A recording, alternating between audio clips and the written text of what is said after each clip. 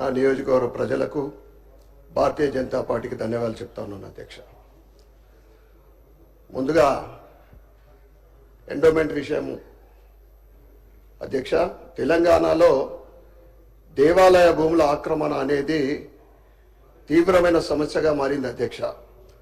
తెలంగాణ రాకముందు 87,235 ఎకరాల దేవాదాయ భూములు ఉండేవి అధ్యక్ష.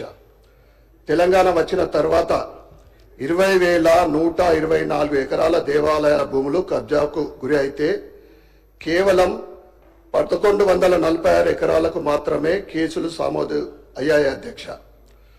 కబ్జాకు గురైన మిగతా భూముల లెక్క ప్రభుత్వం దగ్గర ఉందా? ఉంటే దానిపైన ఈ ప్రభుత్వం ఏం చర్యలు తీసుకున్నారో సమాధానం చెప్పాలి. వేలాది కోట్ల ఆదాయం దేవాలయం నుండి వస్తుంటే వాటి నిర్వహణ అధ్వాన్నంగా ఉంది అధ్యక్ష. కేవలం బడ్జెట్లో 190 కోట్లు కేటాయించి వాటి అభివృద్ధి ఏ విధంగా సాధ్యమో ప్రభుత్వం సమాధానం చెప్పాలి అధ్యక్ష. దేవాలయాలు అన్ని కూడా పర్యవేక్షణలో ఉంచి వాటి కోసం ప్రత్యేక నిఘా బృందాన్ని ఏర్పాటు చేయాలి. ఎందుకంటే గడచిన సంవత్సర కాలంలో తెలంగాణ రాష్ట్రంలో సుమారు 100 పైగా హిందూ దేవాలయాల పైన దాడులు జరిగితే ప్రభుత్వము అసలు ఎందుకు స్పందించలేదో చెప్పాలి అధ్యక్ష. ఇటీవల సికింద్రాబాద్లోని ముత్యాలమ్మ దేవాలయంలో దుర్గామాత విగ్రహం ధ్వంసం చేయబడింది. ఇది భక్తులలో ఆగ్రహాన్ని రేకెత్తించింది. అలాగే శంషాబాద్లోని ఎయిర్పోర్ట్ కాలనీలో ఉన్న హనుమాన్ దేవాలయంలో నవగ్రహ విగ్రహాలు ధ్వంసం చేయడం జరిగింది అధ్యక్ష. ఇది స్థానికుల్లో ఉద్రిక్తను సృష్టించింది. ఈ సంఘటనలు భక్తుల భద్రతపై ప్రశ్నార్థంగా నిలుస్తున్నాయి అధ్యక్ష. ఇటీవల దాడిలో విగ్రహాలు ధ్వంసమైన ప్రతి గుడికి పునఃప్రతిష్టకు అయ్యే ఖర్చు ప్రభుత్వమే భరించేలా నిధులు కేటాయించాలని మీ ద్వారా నేను ప్రభుత్వాన్ని కోరుకుంటున్నాను అధ్యక్ష. తెలంగాణ ప్రభుత్వం హిందూ పుణ్యక్షేత్రాల యాత్ర పథకం తీసుకురావాలని మీ ద్వారా నేను ప్రభుత్వాన్ని కోరుతున్నా అధ్యక్ష. హజ్ యాత్ర తరహాలో ప్రతి నియోజకవర్గం నుండి కనీసం 500 భక్తులకు ప్రతి సంవత్సరం చార్ధామ్ యాత్రకు ప్రభుత్వ ఆర్థిక సాయం అందించాలని నేను మీ ద్వారా ప్రభుత్వాన్ని కోరుతున్నాను అధ్యక్ష. ఎండోమెంట్ బడ్జెట్ ను 1000 కోట్లకు పెంచండి. కేరళ ట్రావెన్కోర్ దేవస్థానం బోర్డు మాదిరిగా తెలంగాణలో కూడా తెలంగాణ టెంపుల్ డెవలప్మెంట్ అథారిటీ ఏర్పాటు చేసి ఆలయాల నుండి వచ్చే ఆదాయాన్ని పారదర్శకంగా స్థానిక అభివృద్ధికి వినియోగించాలని మీ ద్వారా ప్రభుత్వాన్ని కోరుతున్నాను అధ్యక్ష.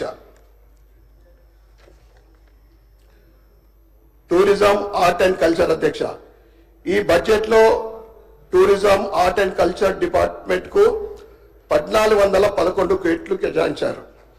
ఎంతో ఘన చరిత్ర కలిగిన సాంస్కృతిక కళల, సంప్రదాయాల మరియు పురాతన నిర్మాణాల అభివృద్ధి కోసం మరియు పరిరక్షణ కోసం టూరిజం ప్రాజెక్టుకు 720 కోట్ల రూపాయలను ఈ బడ్జెట్ లో కేటాయించారు.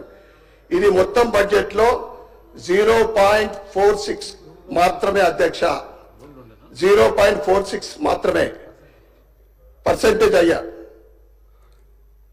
ఈ బడ్జెట్ చూస్తుంటే కాంగ్రెస్ ప్రభుత్వం పర్యాటకాన్ని రంగాన్ని పరిహాసం రంగంగా మార్చినట్లు కనిపిస్తుంది అధ్యక్ష.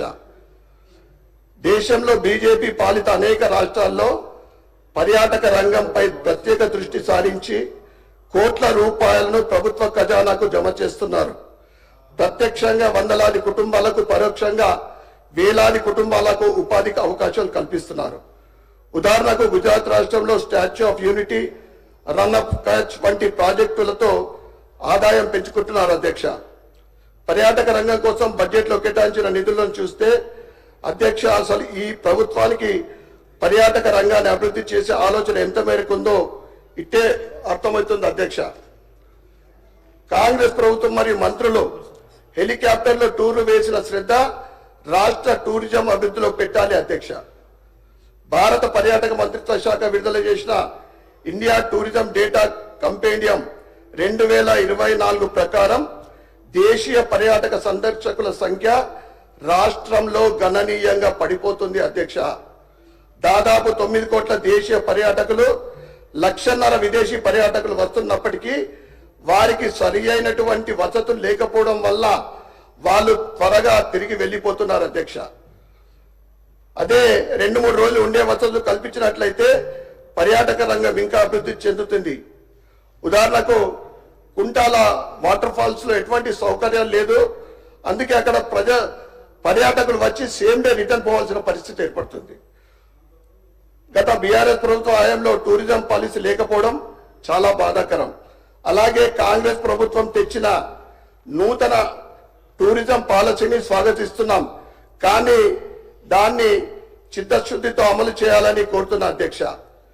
నేను టూరిజం 2025-30 పాలసీని చదవడం జరిగింది అధ్యక్ష. రాష్ట్రంలోని ముఖ్యంగా 27 పర్యాటక ప్రాంతాలను గుర్తించారు మరియు వాటి అభివృద్ధికి కేవలం 775 కోట్ల బడ్జెట్ తో 27 ప్రాంతాల అభివృద్ధి సాధ్యమని నేను అడుగుతున్నాను అధ్యక్ష.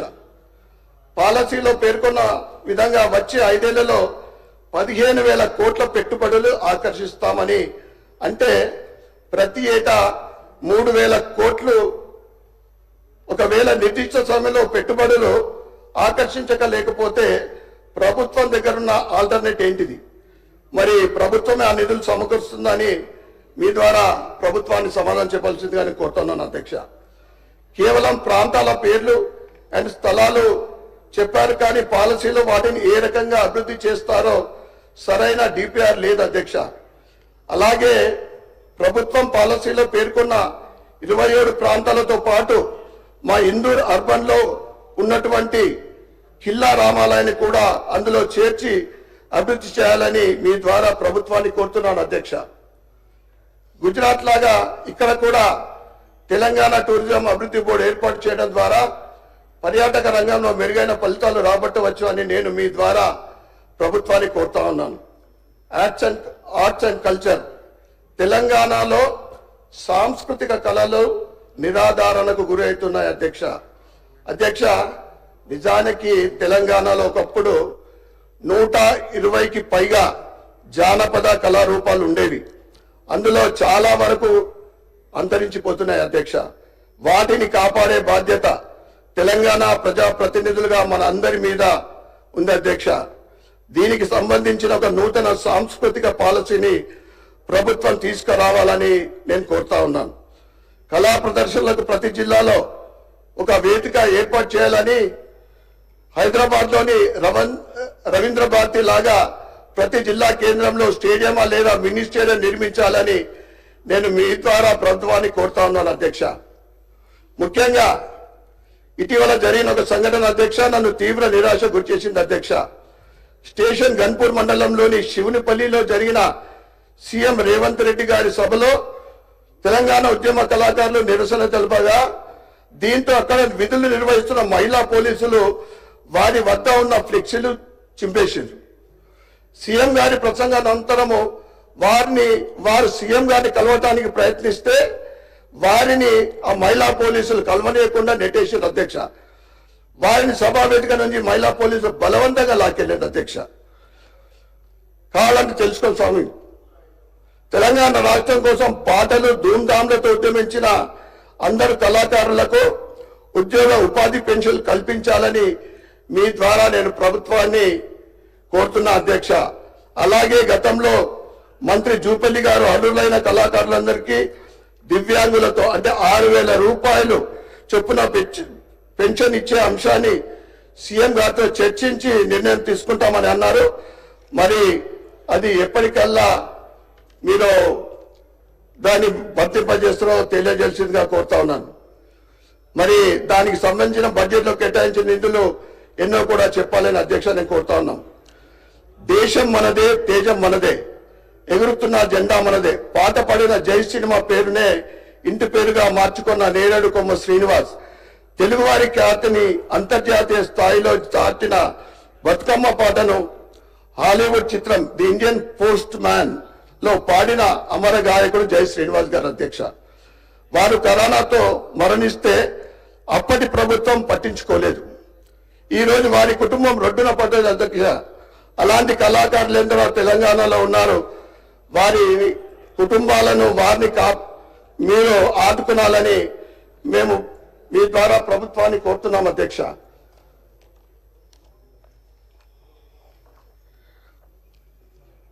ధర్మదయ తెలంగాణ రాకముందు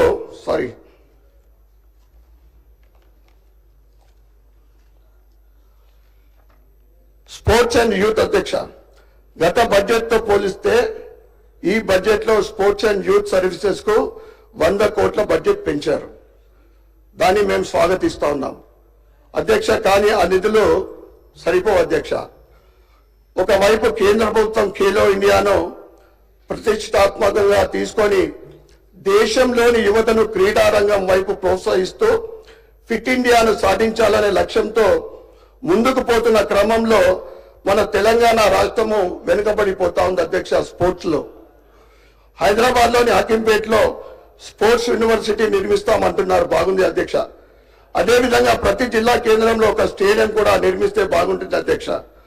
అలాగే హైదరాబాద్ కు చెందిన బ్యాడ్మింటన్ స్టార్ పుల్లెల గోపీచంద్ మరియు పివి సింధు, షూటింగ్ లో ఈషా సింగ్, క్రికెట్ లో మహమ్మద్ సిరాజ్ వంటి వారు ప్రపంచవ్యాప్తంగా గుర్తు పొందారు. ఇంత ప్రతిభ ఉన్నప్పటికీ రాష్ట్ర ప్రభుత్వం క్రీడల అభివృద్ధిపై సరైన దృష్టి పెట్టడం లేదు అధ్యక్ష. 2025-26 బడ్జెట్ లో క్రీడల అభివృద్ధికి 500 కోట్లు కేటాయించబడినట్లు ప్రకటించడం జరిగింది అధ్యక్ష. జాతీయ అంతర్జాతీయ అవార్డులతో పాటు అర్జున అవార్డులు, బంగారు పతకాలు అందుకున్న మా జిల్లాకు చెందిన ఎండల సౌందర్య, ఉసాముద్దీన్ మహమ్మద్, నిఖిత్ జరీన్, కియానంద్ వంటి అనేక క్రీడాకారులు మా ఇందూరు జిల్లాకు చెందినవారు అధ్యక్ష. నాది ఒక చిన్న విన్నపం అధ్యక్ష.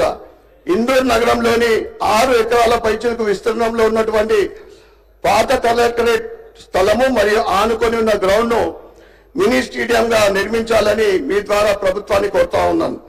అలాగే పాత ఇరిగేషన్ భవనం యొక్క 2 ఎకరాల స్థలంలో ఇండోర్ స్టేడియం నిర్మించాలని, అదేవిధంగా 30 సంవత్సరాల క్రితం 15 ఎకరాలు ప్రభుత్వం ఏర్పాటు కేటాయించింది అధ్యక్ష.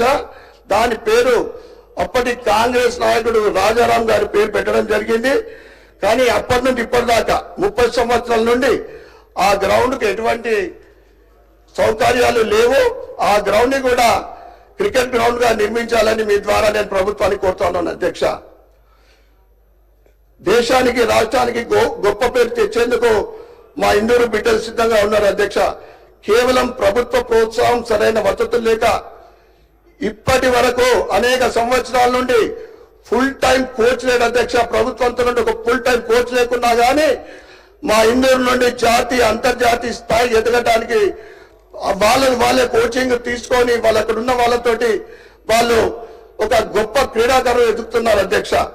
వీటికి సంబంధించిన వినతి పత్రాలు గతంలోనే నేను మంత్రి గారికి అందించాను. దయచేసి బడ్జెట్ లో నిధులు కేటాయించండి మరియు నిధులు కేటాయించాలని మీ ద్వారా నేను డిమాండ్ చేస్తున్నాను అధ్యక్ష.